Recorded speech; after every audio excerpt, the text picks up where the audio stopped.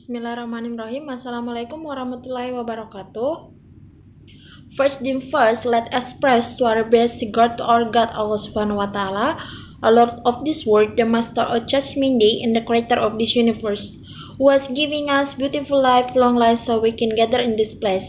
Secondly, salawat and salam to our Prophet Muhammad Sallallahu Alaihi Wasallam, as the king of the great kingdom, namely Islam religion, and then brought us the darkness to the likeness. Thirdly, thank you so much for our lecturer to give me a question to a golden chance to explain our material about the assessment rating. Well, I'm from the 9 group. Will be explain about material about assessing rating. And then in this group, I have three speakers. I am Nur Fatima as the first speakers, and the next speakers is Ririn Anggraini, and the last speakers is Fadil Muhammad. Okay, for the question for the mengefisiensikan waktu, saya akan menjelaskan materi pertama. Yang pertama yaitu types of rating, assessment rating. Yang pertama yaitu tiruan.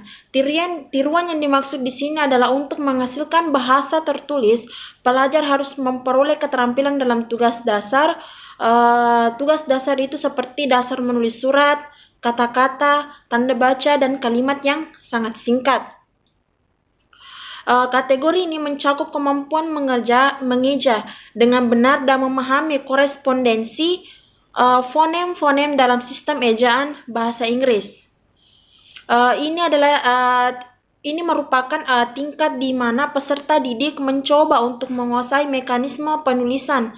Pada tahap ini, bentuk adalah yang utama jika bukan fokus eksklusif, sementara konteks dan makna menjadi perhatian sekunder. Yang kedua yaitu intensif atau terkendali. Di luar dasar-dasar penulisan imitatif adalah keterampilan dalam menghasilkan kosakata yang tepat dengan konteks, kolokasi dan idiom, dan mengoreksi fitur tata bahasa hingga panjang kalimat. Makna dan konteks sangat penting dalam menentukan koreksi dan kesesuaian, tetapi dalam tugas penilaian lebih diperhatikan dengan fokus pada formulir dan agar dikontrol secara ketat oleh desain tes. Selanjutnya yaitu yang ketiga, responsif. Tugas penilaian mengharuskan peserta didik untuk berprestasi pada tingkat wacana terbatas, menghubungkan kalimat menjadi satu paragraf dan membuat urutan 2 atau 3 paragraf yang terhubung secara logis. Tugas menanggapi arahan pedagogis, daftar kriteria, autentis, dan pedoman lainnya. Genre penulisan termasuk penulisan yang dimaksud dalam responsif itu termasuk tulisan narasi dan deskripsi yang singkat, laporan yang singkat, laporan laboratorium, ringkasan, tanggapan singkat untuk membaca, dan intervensi grafik. Dalam kondisi tertentu, penulis mulai menggunakan beberapa kebebasan memilih di antara bentuk-bentuk alternatif pengungkapan ide.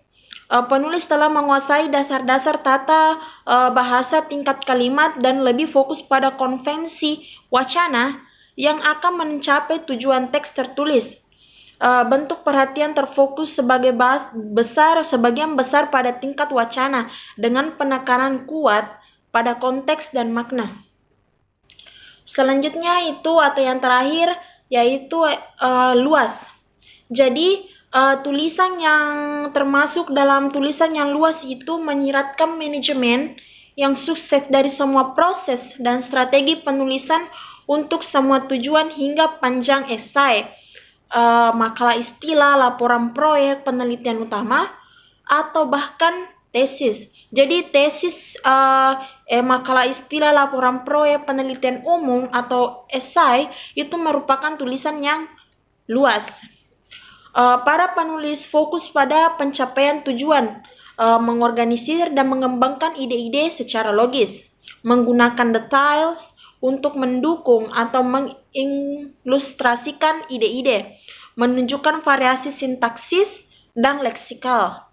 Dan dalam banyak kasus terlibat dalam proses banyak konsep untuk mencapai produk akhir, fokus pada bentuk gramatikal terbatas dan pengeditan atau proofreading dari konsep. Okay, I think enough for explanation for me,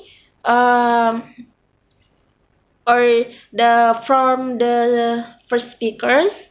I think enough. And the last I say, wassalamualaikum warahmatullahi wabarakatuh.